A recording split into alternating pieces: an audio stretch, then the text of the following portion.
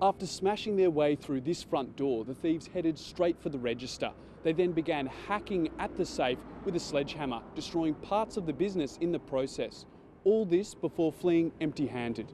The couple were hiding out in this area when police received an anonymous tip-off from a passerby. Police managed to arrest the female in the location before the male fled into the surrounding bushland. Over the course of a 10-week program, animals like young Nellie here will see around 6 participants. It's hoped that number will expand to 18 next term.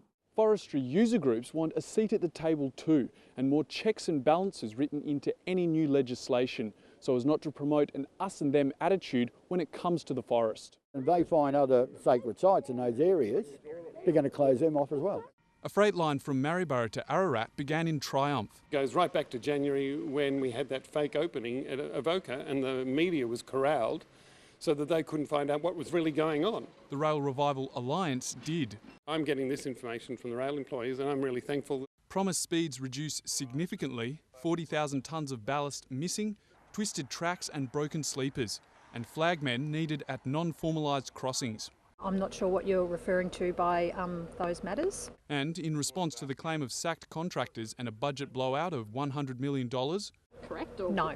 She's the minister, she should be on top of it all, and that's a fair indication of her lack of performance. No ballast support for the welded track, clear daylight between the sleepers and the rail all points to one conclusion. A 3,000-tonne grain train couldn't exceed 25 kilometres an hour on this track without the serious risk of derailment. The works on the Maryborough to Ararat line are part of the Murray Basin Rail Freight project. 5 months on, Stage 2 has stalled, with Sea Lake and Menangatang rail upgrades currently under review. Advocates say the integrity of the entire $500 million project is compromised. Stage 1 hasn't been completed and it's sucking in all the rest of the money to have it fixed up. Tyrone Kennedy, Win News. Castlemaine is no stranger to the spreading of vitriolic graffiti during national days. In the past, vandals have desecrated the local war memorial during Anzac commemorations. With so little rainfall at the start of the year, farmers like Peter would usually irrigate the dry soil to increase yield and productivity. But with water prices near double their usual rate at around $150 to $180 per megalitre, the costs are just far too high. Win News approached a number of staff and parents about Ernie's case, but all refused to comment for fear of the blowback that they, or indeed their children at the school, might receive for speaking up. Since China's crackdown on government corruption, the market has tightened its belt on high-end imports, focusing now on cheaper to middle-priced wine. But that supply is struggling to keep up with the demand. Since the 1880s, the Bendigo football leagues had a core identity in the community, but the AFL Commission's affiliation agreement threatens to wipe it all out. They actually want to dispense with league boards and run the competitions purely from a commission perspective. What used to be a one-page straightforward service agreement last year turned into a 25-page plus document dense with legal jargon.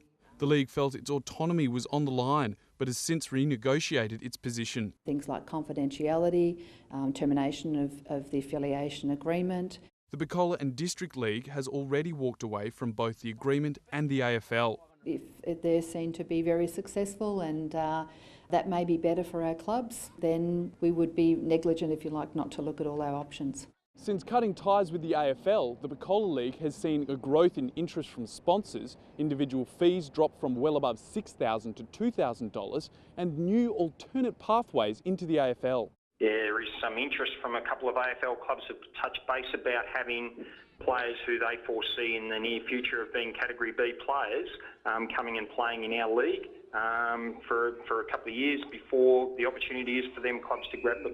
AFL Central Victoria was approached for comment. Tyrone Kennedy, Win News. The Carters are at maximum capacity, needing all the land that they have to farm. If the council comes along and takes almost a third of that land, then their livelihood becomes imperilled and they'll have to look elsewhere. Everybody talks about the great outdoors and a healthy and active life, but why risk the danger when a computer screen offers you all the adventure and excitement you need right from the safety of your own living room? Today's test was on reading and writing, but while the children might be in the hot seat this week, the ultimate test will come for the government when the results come out and the spotlight shifts to the billions of dollars spent on education funding each year. With Visy closing its lid on the industry, a major player is out of the game. Regional contractors have signalled that they'll continue to collect the recyclables, but the question remains where to put the growing amount of waste. These two nuns at the Archangel Michael Monastery start each day with an ancient hymn.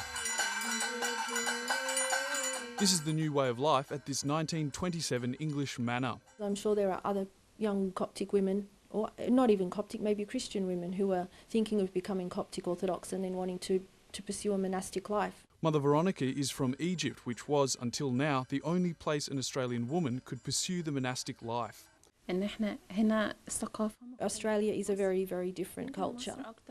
And even though in Egypt they face great difficulties, everybody's close to God. The house can fit 21 nuns with the potential to expand. As an example, we've got a group of 18 young women coming tomorrow, and they'll spend a night here, and they'll join in the prayers with us. They'll have Bible studies. In the past 50 years, the Coptic Church has spread beyond the shores of Egypt. Pope Tawadros II personally visited the site from Egypt, along with Bishop Showreel of Melbourne, and inaugurated the estate. Icons of faith and a reliquary holding a saint's arm speak to the traditions of a church, little changed since its beginnings in Egypt in the 1st century AD. Why do we respect our parliament? Why do we respect our government? Because it's based on tradition, and those traditions are not easily done away with. Tyrone Kennedy, WIN News.